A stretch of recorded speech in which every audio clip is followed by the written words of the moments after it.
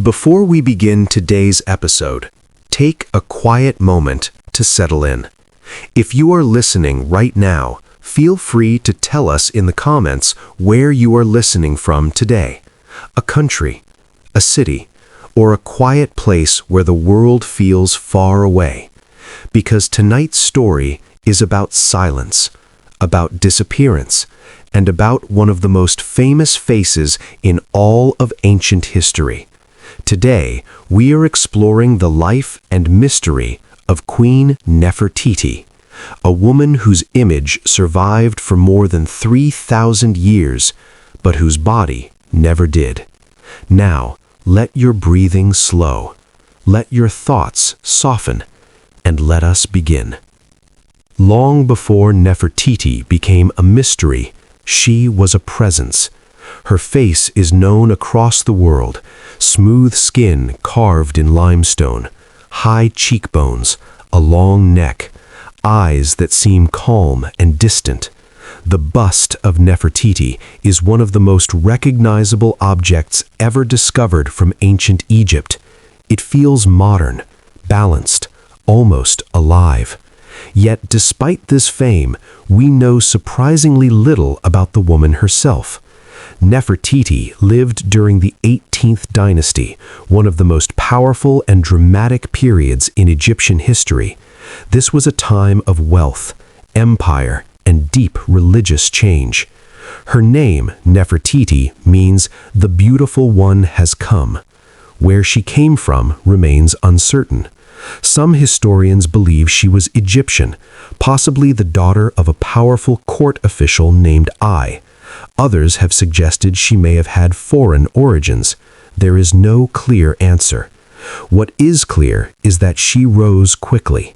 Nefertiti became the great royal wife of Pharaoh Akhenaten, not a secondary queen, not a ceremonial partner, but a central figure in power. This alone was unusual. In ancient Egypt, queens were respected but rarely equal. Nefertiti, however, appears beside Akhenaten in reliefs and carvings in ways no queen had before. She is shown performing rituals, making offerings to gods, striking enemies, standing at the same scale as the pharaoh himself. This was not symbolic decoration, it was a statement.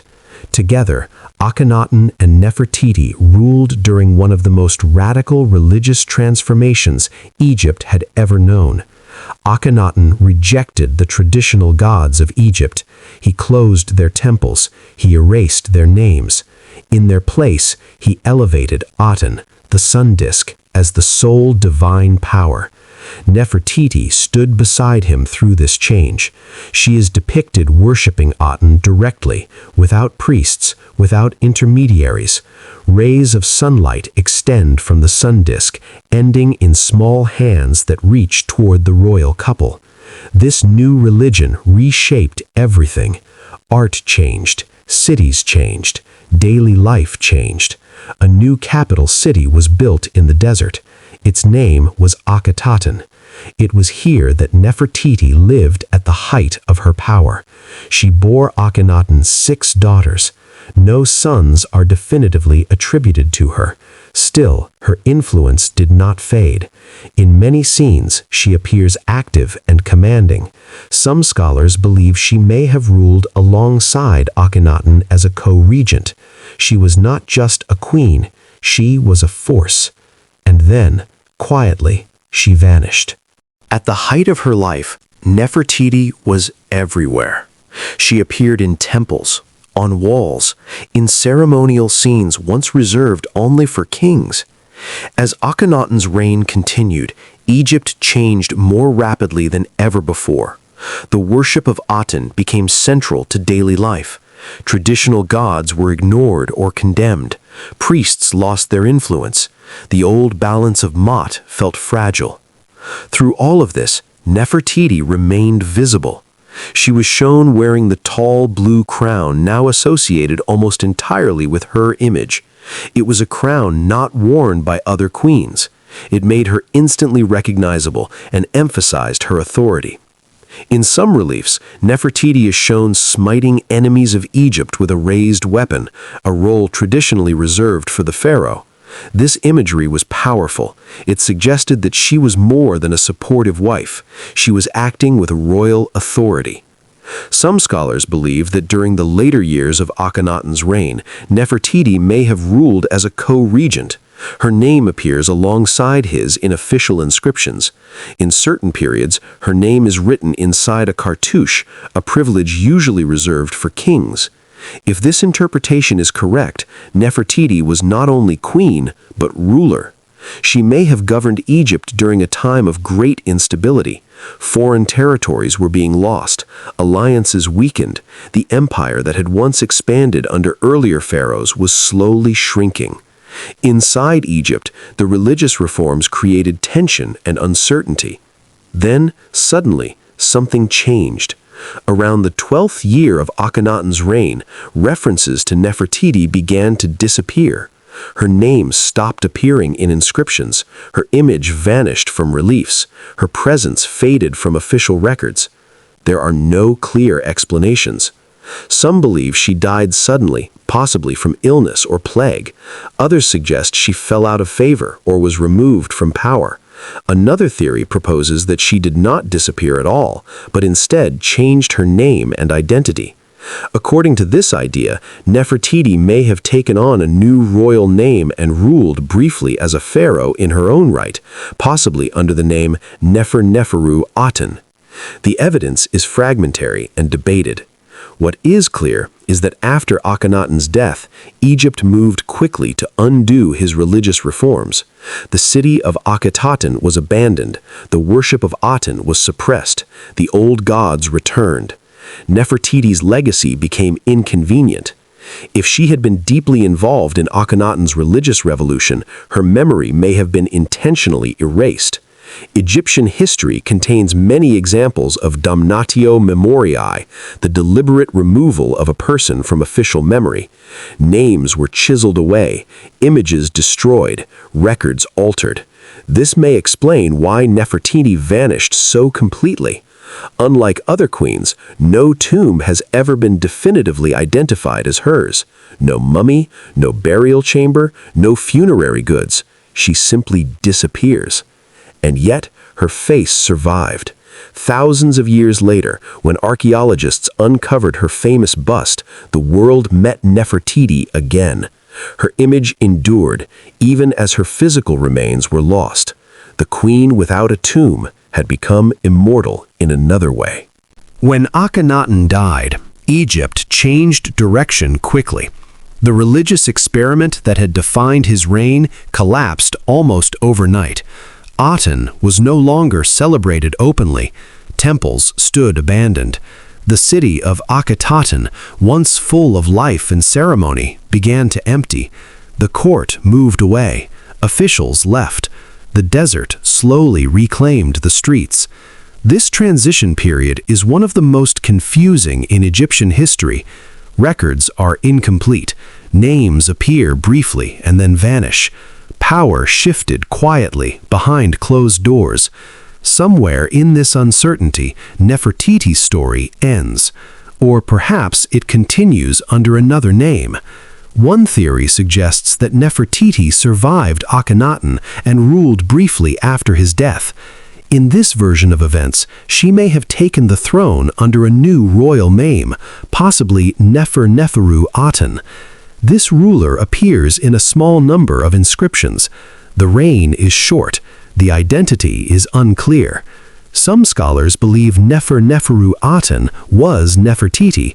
Others think it was one of Akhenaten's daughters.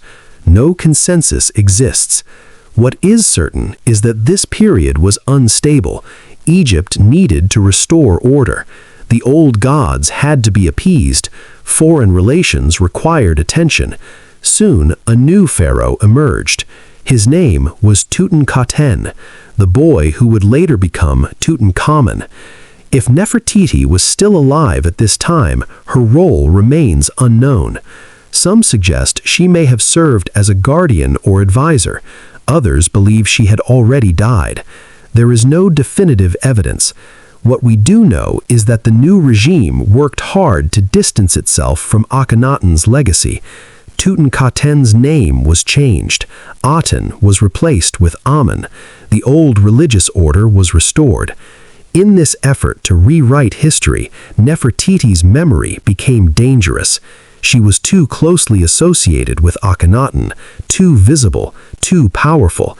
If Egypt wanted to move forward, it needed to forget. This may explain why no grand tomb was built for her, or why, if one existed, it was hidden, reused, or destroyed. In ancient Egypt, burial was essential. A proper tomb ensured survival in the afterlife. Without one, a soul was believed to wander. For a woman of Nefertiti's status, the absence of a known tomb is extraordinary. Her daughters lived on in records. Her husband is remembered.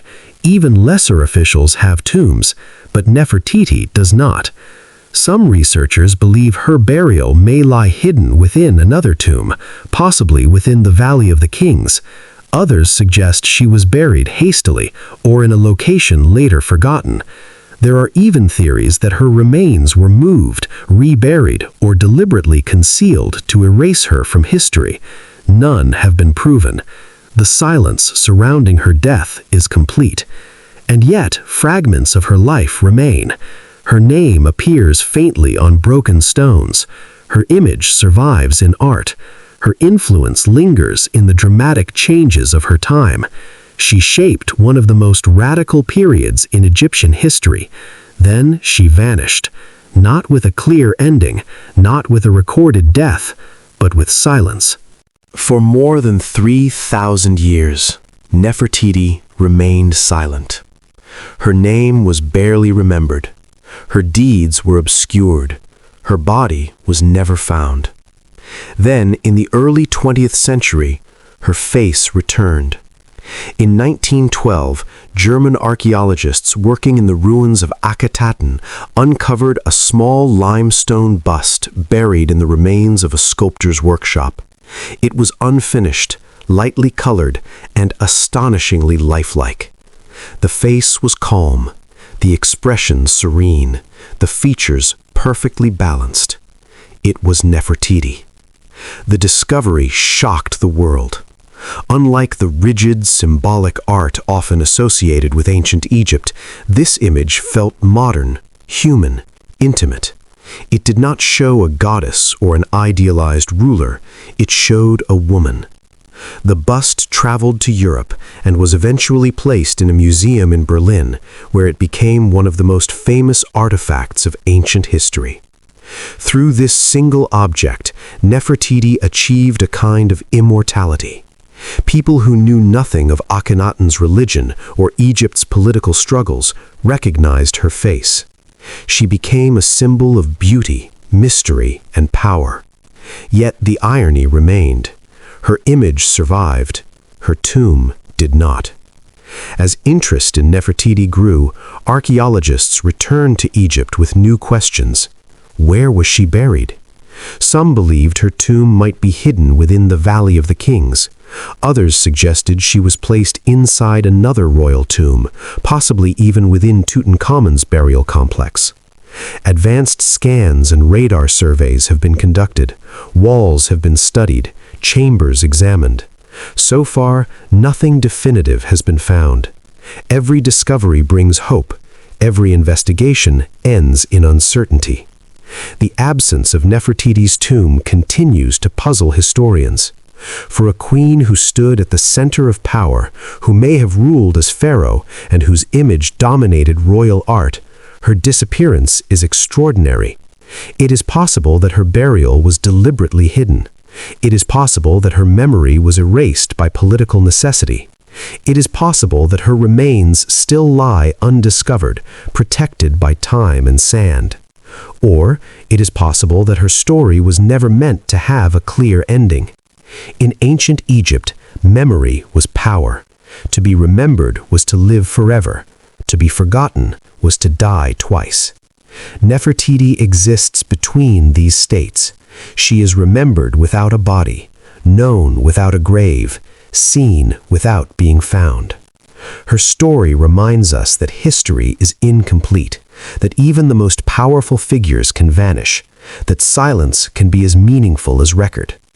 As this story comes to a close, imagine the desert at night. The wind moves gently across the sand. Stars hang quietly above the valley. Somewhere beneath the ground, unanswered questions remain. Nefertiti does not rest in a known tomb. She does not lie beneath a carved name. She remains unseen. And perhaps that is how she chose to endure. A queen remembered by her face and protected by her absence. Good night.